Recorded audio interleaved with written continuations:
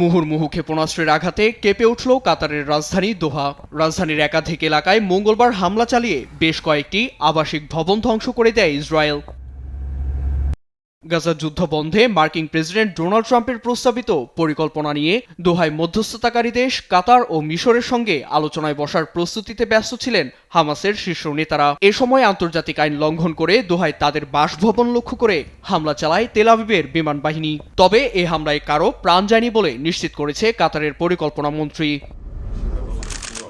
গোয়েন্দা সংস্থা শিনবেইতের তথ্যের ভিত্তিতে হামাসের শীর্ষ নেতা খলিল আল হায়া ও তার সহযোগীদের লক্ষ্য করে এই হামলা চালানো হয় বলে স্বীকার করেছে আইডিএফ। এতে হামলার দায় ইসরায়েল বহন করবে বলে বিবৃতি দিয়েছে দখলদার প্রধানমন্ত্রী নেতানিয়াহুর কার্যালয়। এছাড়া কাতারে হামলাকে উপযুক্ত সিদ্ধান্ত আখ্যা দিয়েছে ইসরায়েলের দুই কট্টর মন্ত্রী বেজালেল স্মোট্রিক ও ইসরায়েল কাটজ।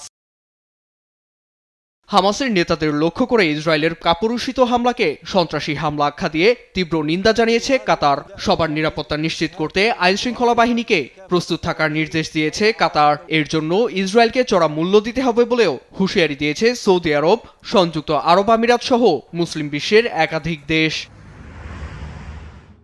ইসরায়েলের আগ্রাসন রুখে না দিলে মধ্যপ্রাচ্যের নিরাপত্তা বড় হুমকিতে পড়বে বলে সতর্ক করেছে বিদ্রোহী গোষ্ঠী হুতি ও ফিলিস্তিনি লিবারেশন অর্গানাইজেশন পিএলও। এছাড়া সীমান্ত আইন ও সার্বভৌমত্ব লঙ্ঘন করে কাতারে এ হামলার নিন্দা জানিয়েছেন জাতিসংঘ মহাসচিব অ্যান্তনিও গুতেরেস।